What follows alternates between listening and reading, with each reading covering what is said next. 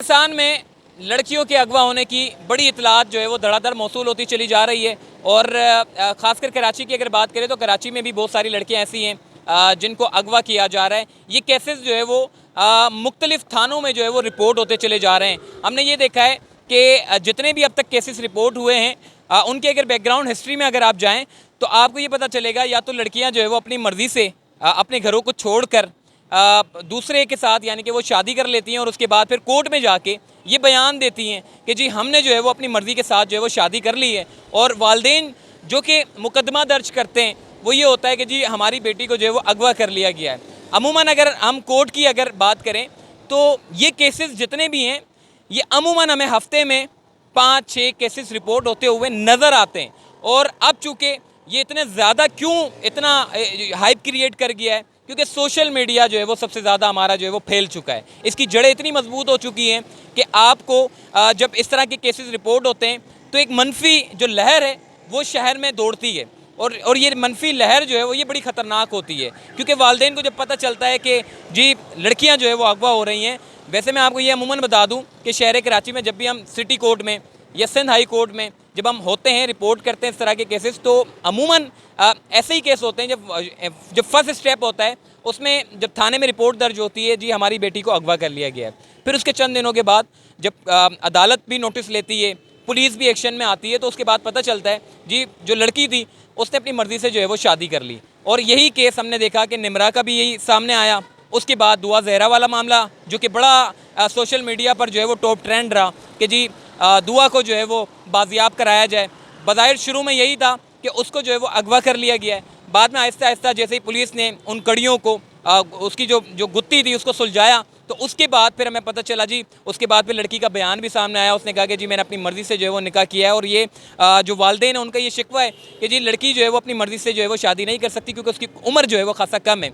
आज एक और केस रिपोर्ट हुआ है सिंध हाई कोर्ट में दादू में।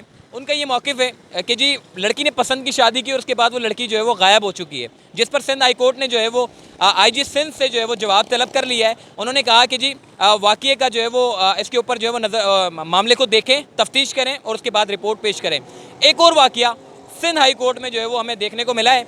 लड़की ने आज सिंध हाई कोर्ट में जो है वो बयान दिया है जिसमें जस्टिस इकबाल कलोड़ो ने कहा है कि जी लड़की ने अपनी मर्ज़ी से शादी की है और उसको जो है वो शौहर के साथ जाने की इजाज़त भी जो है वो मिल गई है। और वालदेन की जानिब से ये मौक़िफ़ था जो थाने में रिपोर्ट दर्ज कराई गई थी, उनका ये मौक़िफ़ था कि हमारी बेटी को जो है वो अगवा कर लिया गया है।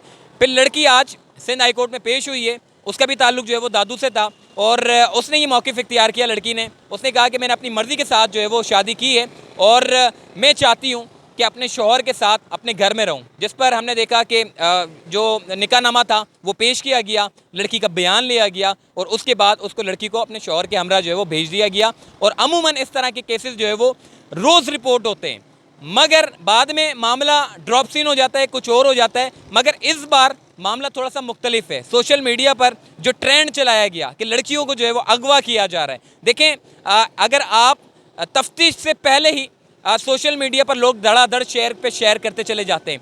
अगर आप ये इसी तरीके से बग़ैर सच जाने, बग़ैर तस्दीक किए शेयर करते हैं तो उससे शहर का इमेज बड़ा ख़राब होता है। मामले को देखना चाहिए, पुलिस को भी चाहिए कि ऐसे मामलात हुआ करें तो उनको जल्द सुलझा दें। और वालदेन को भी चाहिए अगर उनकी बेटी अगर भाग जाती है तो उसमें हमें तलाश करना होगा ऐसी क्या वजह होती है कि लड़कियाँ ऐसे कदम उठाने पर मजबूर हो जाती हैं। और समाजी फासला सोशल मीडिया और मोबाइल के आने के बाद हमने देखा है कि वालदेन और बच्चों के दरमियान में जो है वो बड़ा एक फ़ासला इख्तियार हो चुका है। और ये फ़ासला इख्तियार होने की वजह से इस तरह के केसेस जो है वो रिपोर्ट होते हैं और धड़ाधड़ रिपोर्ट होते हैं और अगवा के केसेस का नाम देकर शहर का इमेज जो है वो ख़राब होता है। बाद में पता जो है वो कुछ और चलता है जी लड़की अपनी मर्ज़ी से चली गई, तो शहर का इमेज ख़राब हो रहा है, पाकिस्तान का इमेज ख़राब हो रहा है।